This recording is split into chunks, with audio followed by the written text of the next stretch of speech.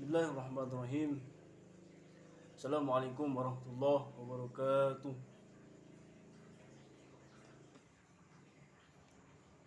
Bismillahi masyaallah. La yasukul khaira illallah. Bismillahi masyaallah. La yasrifus su'a illallah. Bismillahi masyaallah. Ma kana min ni'matin fa min Allah. Bismillahi masyaallah. La hawla wa la quwwata illa billahil aliyyil azim. Allahumma salli ala Sayyidina Muhammad al-Fatih lima ughliq wal khatim lima sabaq nasiril haqqi bil haqq wal hadi ila siratikal mustaqim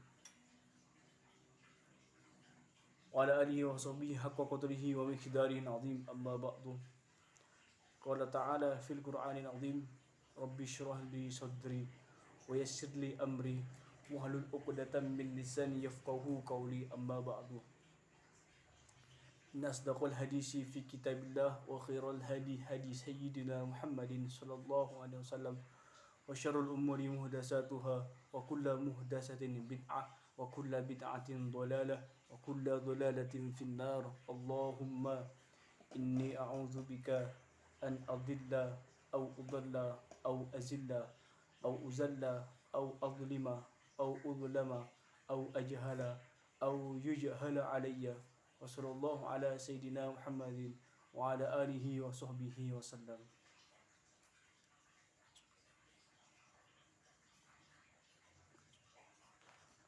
Al-Fatiha. Bismillahirrahmanirrahim. Alhamdulillahi rabbil alamin arrahmanirrahim maliki yaumiddin iyyaka na'budu wa iyyaka nasta'in ihdinas siratal mustaqim siratal ladzina an'amta 'alaihim ghairil maghdubi 'alaihim waladdallin. Alhamdulillah, pada kesempatan yang berbahagia ini masih diberikan kesehatan dan umur yang berkah, yang panjang, yang kita gunakan untuk beribadah kepada Allah Subhanahu wa taala. Dari semenjak kita tidur hingga kita tidur lagi. Dari kita bangun tidur sampai kita tidur lagi. Yang saya hormati para habaib, para ulama, para generasi Nahdlatul Ulama, para kiai, para muassis, para masyayikh, para guru-guru, teman-teman NU seperjuangan. Yang saya hormati kedua orang tua, semoga diberikan kesehatan, semoga dijaga oleh Allah dan dikabulkan semua hajat dan cita-citanya. Para ulama kita juga, para habaib, para guru-guru kita, semoga selalu dijaga oleh Allah, fizakumullah jami'an. Semoga dikabulkan hajat, semoga disampaikan apa yang diinginkan, yang dicita-citakan terkabul. Selalu dalam kekuatan untuk diberi selalu ibadah kepada Allah SWT, diberikan kekuatan untuk senantiasa mengabdikan diri beribadah kepada Allah Subhanahu wa taala. Amin. Kemarin materi kita tentang tataran prakteknya Aswaja NU Center menjalankan 3 program yang kemarin. Ada kiswah, kemudian biswah, uswah, dakwah, dan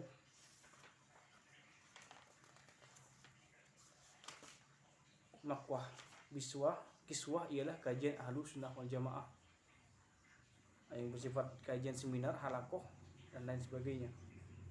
Kemudian biswah, bimbingan Ahlus Sunnah wal Jamaah, bimbingan langsung, media online, media massa, via Facebook, Twitter, bulletin, dan lain-lain. Sedangkan uswah itu usaha sosialisasi Aswaja Ahlus Sunnah wal Jamaah di via TV, radio, website, Facebook, Twitter, Telegram yang berkaitan dengan media massa, media, buletin, seperti itu. Kemudian daurah dakwah atau daurah kader Ahlus Sunnah wal Jamaah, pengkaderan, mencetak generasi khairul ummah yang NU, yang berpemikiran Aswaja Ahlus Sunnah wal Jamaah. Ada makwah, maktabah Ahlus Sunnah wal Jamaah. Ini adalah sebuah perpustakaan yang menyediakan buku, kitab, dan referensi tentang rujukan ulama-ulama Ahlus Sunnah wal Jamaah, ulama-ulama NU Ahlus Sunnah wal Jamaah. Jadi mulai imam empat mazhab sampai pengikut-pengikutnya, Syafi'i pengikutnya berapa, Maliki, Hanafi dan Hanabilah. Kemudian ketauhidan Abu Mansur Al-Maturidi, Abu Hasan Al-Asy'ari dan murid-muridnya, pengikutnya, itu termasuk kita yang sekarang di zaman now sekarang ini. Kemudian ada harapannya apa? Itu harapannya ialah untuk memahami, mengamalkan dan mendakwahkan, seperti itu. Ajaran Islam Ahlus Sunnah wal Jamaah di tengah tantangan pemikiran dan gerakan firqah-firqah lain yang semakin hari semakin menjadi. Jadi ada di samping kita ada firqah-firqah yang semakin menjadi, semakin mau menjatuhkan Nahdlatul Ulama, semakin mau menggesek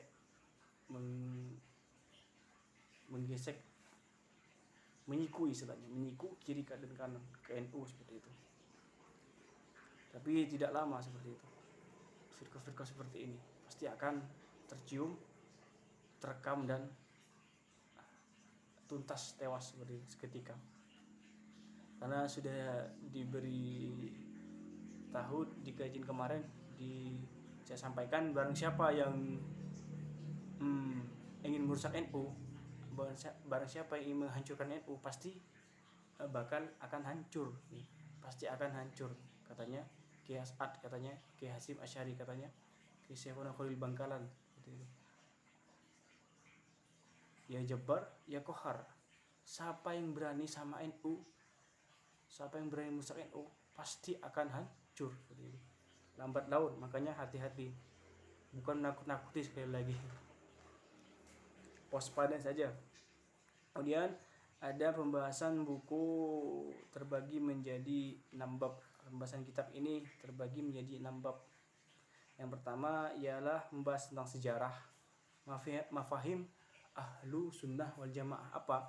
Yaitu sejarah, pengertian, metode berpikir, dalil-dalil yang menunjukkan mazhab Al-Asy'ari dan Al-Maturidi adalah representasi Ahlus Sunnah wal Jamaah yang sebenarnya.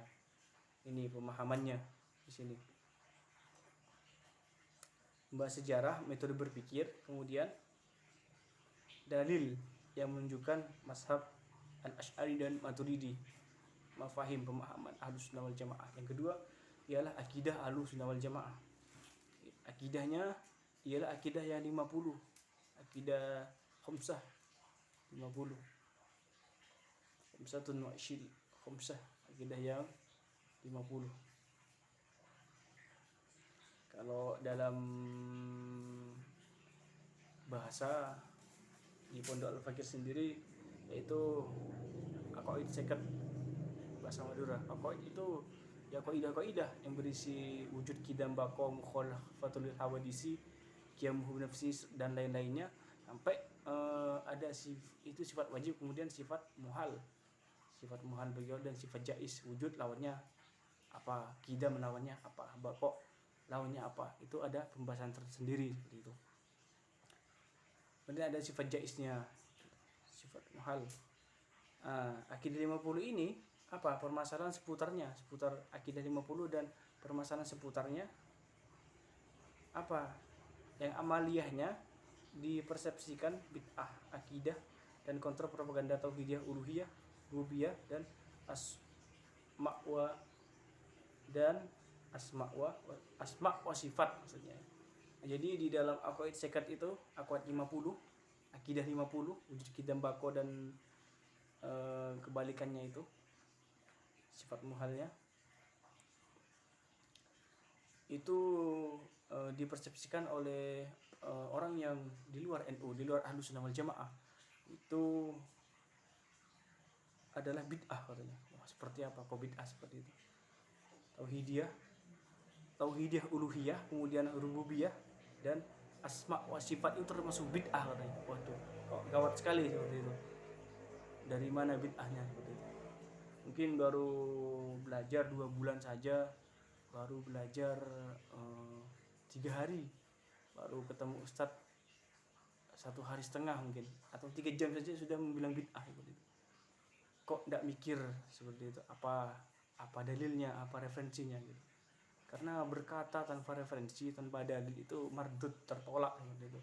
Tidak ada dalil, ada literatur, ada literisasinya, ada literatur. Karena lucu seperti itu, ngomong tanpa referensi langsung bid'ah, main bid'ah aja seperti itu. Contohnya bilang ziarah kubur itu bid'ah katanya. Wah, karena minta ke kuburnya wali itu bid'ah katanya. Minta itu hanya sama Allah Subhanahu wa taala gitu. Bukan kepada wali-walinya Allah. Begini diperjelas lagi. Kita ke makamnya Aulia Dis'ah, Wali Songo, kita ke makamnya wali-walinya NU, para aulia yang telah mendahului kita khususnya di Ahlussunnah wal Jamaah, seperti Ki Hasim, Syekh Wal Khalil, Ki As'ad, Ki Bisri, Ki Wahab, dan Ki yang lain, Ki Zubair. Itu semata-mata kita bukan menyembah mereka, bukan meminta kepada mereka, tapi kita minta tolong didoakan. Supaya apa? Supaya apa yang kita cita-citakan itu cepat terkabul. Karena mereka apa? Mereka merupakan walinya Allah Subhanahu wa taala, orang yang dekat kepada Allah Subhanahu wa taala, seperti itu.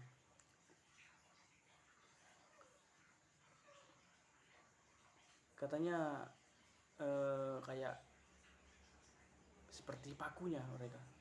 Tanpa mereka di dunia ini kita tidak bisa apa-apa. Kita cuma numpang di dunia ini, di alam ini kita cuma numpang. Tanpa orang soleh, tanpa orang yang baik, tanpa wali-wali, aulia, tanpa solihin, kita tidak bisa apa-apa seperti itu.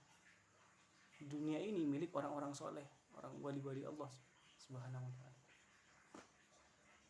Masa orang yang bermaksiat, sering mabuk, mohon maaf, sering judi dan lain-lain yang perilaku yang tidak diridai Allah itu cepat diterima doanya? Ya, sesuatu yang sangat mustahil seperti itu. Ada tapi 1001. Saya bilang sudah kekasih, kalau sudah makam kekasih, apa saja yang diminta pasti diberikan. Kemudian ada fikih Ahlussunnah wal Jamaah, membahas arjinitas fikih yang bermazhab, ijtihad, taklid, serta permasalahan fikih yang sering dipermasalahkan. Di sini ada arjennya fikihnya ya. Ijtihad, taklid nanti kita bahas di belakang. Kemudian ada tasawuf Ahlussunnah wal Jamaah, ada tasawuf, membahas apa pengertian dan peran tasawuf di bidang ilmu pengetahuan sesuai dengan siapa? Sesuai dengan bidangnya. Dan juga biografi ulama tasawuf kita Ahlussunnah wal Jamaah seperti Imam Junaid al-Baghdadi, kemudian Imam Al-Ghazali, Abu Hamid Al-Ghazali, dan berbagai permasalahan thariqat. Ya.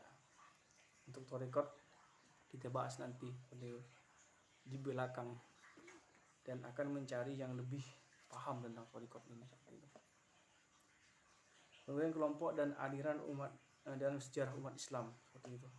Membahas sebagai kelompok dan membahas berbagai kelompok dan aliran klasik maupun kontemporer, serta deradikalisasi.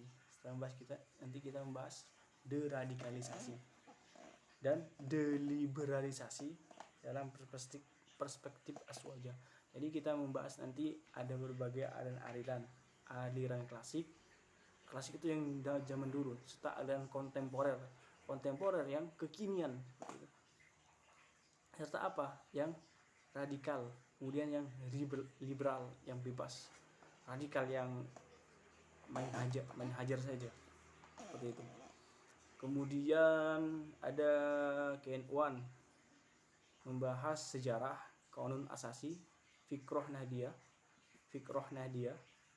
bukan firqoh ya, fikroh, pemikiran Nahdiyah, khitoh, tokoh-tokoh, pedoman berpolitik dan jasa-jasa NU terhadap negeri dan dunia. Jadi NU ini berjasa bagi negeri sendiri, desa sendiri, kampung sendiri, kota, kabupaten, negara, dan juga berjasa bagi dunia, seperti itu. Banyak jasanya.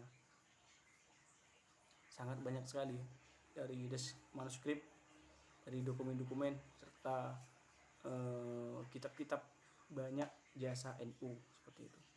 Pembahasannya yang komprehensif menjadikan sangat penting bagi warga NU, sangat penting memerhati akademisi kaum muslimin dan masyarakat secara luas agar terwujud pemahaman lengkap dan utuh tentang Islam Ahlussunnah wal Jamaah yang dianut NU, Ahlussunnah wal Jamaah, An-Nahdiyah dan sumber-sumber terpercaya. Langsung saja ke yang pertama tadi, mafahim Ahlussunnah wal Jamaah. Pada periode Rasulullah, yakni semasa hidup Rasulullah, Islam dilaksanakan secara baik dan benar, tepat sesuai Al-Quran dan As-Sunnah, tidak menyimpang sedikit pun. Jadi pada masa Rasulullah, Islam dilaksanakan, dijalankan secara baik dan benar, dan tidak menyimpang sedikit pun, tetap dalam koridor Al-Quran dan As-Sunnah. Karena pada masa itu Rasulullah masih hidup, mau apa aja, mau ada hukum langsung tanya kepada Rasulullah. Mau ada permasalahan, mau ada misalnya gimana hukumnya mencuri, ini mencuri ini, langsung tanya kepada Rasulullah, gimana hukumnya ini berzina Rasulullah gimana, apakah langsung dirajam, apakah langsung dicambuk, langsung tanya kepada Rasulullah. Karena ada sahibur risalah, langsung hukum langsung ditanya kepada Rasulullah. Kemudian apa, dan tidak menyimpang sedikit pun karena semasa hidup Rasulullah, khususnya oleh pribadi beliau sebagai teladan yang terbimbing langsung oleh bimbingan ilahi, juga para sahabat yang terbimbing dan terkontrol langsung olehnya. Jadi semua itu dalam kontrolan Rasulullah, ada kontrolnya Rasulullah langsung. Amaliyah Rasulullah mustahil ada yang menyimpang dari petunjuk Al-Quran, karena amaliyah ini yang diteladani oleh para sahabat dan umat berikutnya. Mustahil pula jika rasa teledor dalam membimbing dan mengontrol amaliyah para sahabatnya. Ya, mustahil jika Rasulullah itu teledor. Mustahil Rasulullah teledor ya. Rasulullah maksum, terjaga dari dosa, tidak mungkin teledor seperti itu. Karena apa? Wa ma yantiqu 'anil hawa in huwa illa wahyu yuha. Sesuatu yang dikatakan Rasulullah itu pasti itu ialah wahyu yang langsung datang dari Allah, seperti itu. Gak ada Rasulullah yang salah seperti itu. Rasulullah itu maksum, terjaga dari dosa. Bukan Pak Maksum ya, bukan, tapi maksum, terjaga dari dosa. Kemudian amaliyah lahir batin Rasulullah yang diteladani kepada para sahabat ya, secara langsung serta kepada para pengikutnya sepanjang zaman secara tidak langsung, inilah yang disebut dengan As-Sunnah ya. Ada Al-Quran dan As-Sunnah. Apa katanya? Amaliyah yang langsung diajarkan kepada pengikutnya sepanjang zaman secara tidak langsung, ini yang disebut dengan As-Sunnah. Jadi As-Sunnah itu termasuk hadis juga As-Sunnah. Dalam ulumul hadis itu As-Sunnah atau hadis itu apa? Yang pertama qaulun nabi. Apa qaulun? Perkataan nabi. Perkataan nabi itu jadi as-sunnah gitu. Kemudian atau hadis. Kemudian fi'lun nabi, perbuatan nabi. Nabi mengerjakan sholat sunnah, Nabi mengerjakan bersiwak, fi'lun, pekerjaan. Nabi uduk mulai sebelah kanan, Nabi dari anggota yang sebelah kanan. Kemudian Nabi berjalan, kalau keluar rumah membaca doa Bismillahirrahmanirrahim dan lain sebagainya, itu as-sunnah. Kemudian takrir, ketetapan Nabi itu ini maksud dengan as-sunnah. Ada fi'lu, perbuatan, ada qaulu, perkataan, dan takrir, ketetapan Nabi, seperti itu. Amaliyahnya yang diteladani secara langsung oleh para sahabat kemudian menjadi jalan hidup mereka, itulah yang kemudian disebut sebagai thariqah sahabat. Thariqah sahabat, jalannya sahabat tapi melalui Rasulullah. As-Sunnah yang diteladani Rasulullah, as-Sunnah yang diteladankan Rasulullah pastilah benar dan tepat sesuai Al-Quran. Pastilah benar dan tepat. As-Sunnah yang diajarkan oleh Rasulullah pastilah tepat dan sesuai Al-Quran. Sedangkan thariqah sahabat khususnya yang secara langsung lazim, yang secara langsung melazimi sunnah Rasul sehari-hari, terlebih lagi sahabat 4 yang gilirannya disebut al-khulafa ar-rasyidin, praktis sesuai benar dengan petunjuk Al-Quran dan As-Sunnah. Inilah substansi maka As-Sunnah dalam tren Ahlus Sunnah wal Jamaah. Jadi Rasulullah dalam kesehariannya itu berperilaku, berbuat, kemudian ada takrir. Itulah yang ditiru sahabat khulafa ar-rasyidin. Siapa? Abu Bakar, Utsman, Umar dan Ali itu. Dan ini pasti sesuai dengan apa yang dilakukan oleh Rasulullah, karena mereka nututi masa Rasulullah. Sahabat ya, siapa? Orang yang nutut kepada Rasulullah, yang ikut kepada Rasulullah, hidup di masa Rasulullah, kemudian beriman, dan ketiga mati dalam keadaan iman. Yang ketiga, yang pertama apa? Satu, orang yang hidup bersama Rasulullah, hidup pada masa Rasulullah bersama Rasulullah. Yang kedua, beriman kepada Rasulullah, itu sahabat. Yang ketiga, mati dalam keadaan iman, itu yang disebut sahabat gitu. Kemudian Islam periode sahabat. Perbedaan pertama yang kemudian menjadi problematika umat Islam ialah muncul setelah Rasulullah wafat, lalu semenjak terbunuhnya khalifah ketiga Utsman bin Affan radhiyallahu anhu. Saya lupa tadi radhiyallahu anhu kepada sahabat ya Allah. Astagfirullahaladzim. Sebagai khalifah keempat Utsman bin Affan. Di sini ada problematika di sini. Setelah Rasulullah wafat, kemudian pada khalifah Utsman bin Affan.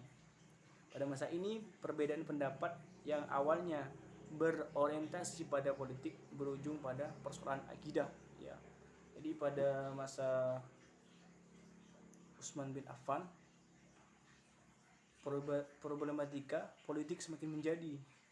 Berlanjut pada siapa? Pada masa Ali bin Abi Thalib gitu, sebagai khalifah keempat. Jadi setelah Rasulullah wafat ada suatu problematika, ada suatu masalah.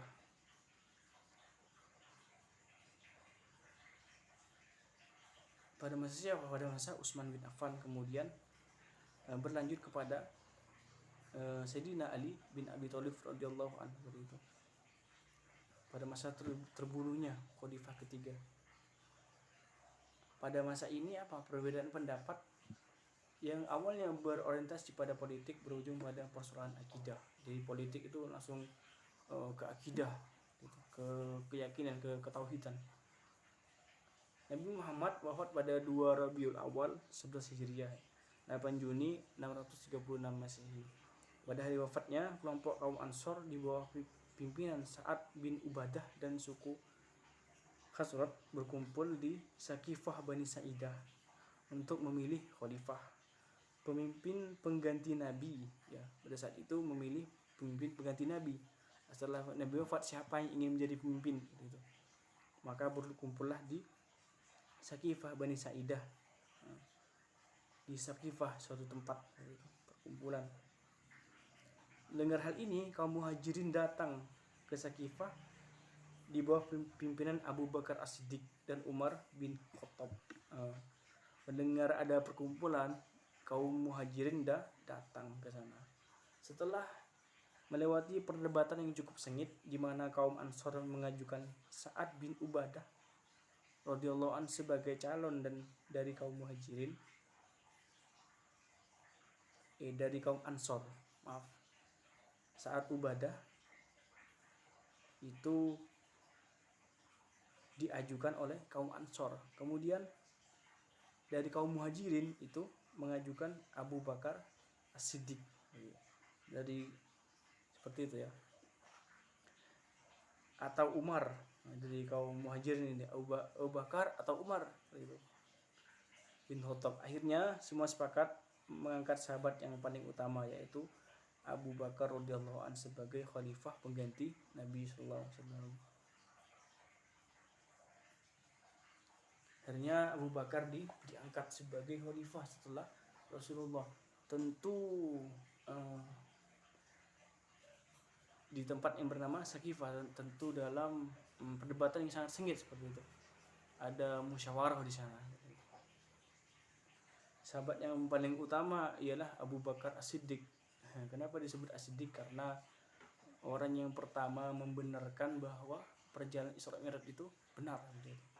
Setelah dari Sidratul Muntaha, Masjidil Aqsa, Masjidil Haram, terus ke langit ke-7, terus turun lagi, itu Abu Bakar mendengar itu Rasulullah berjalan lailam minal Masjidil Haram ilal Masjidil Aqsa alladzi barakna haulahu min ayatina linuriyahu min ayatina. Itu Rasulullah menceritakan kepada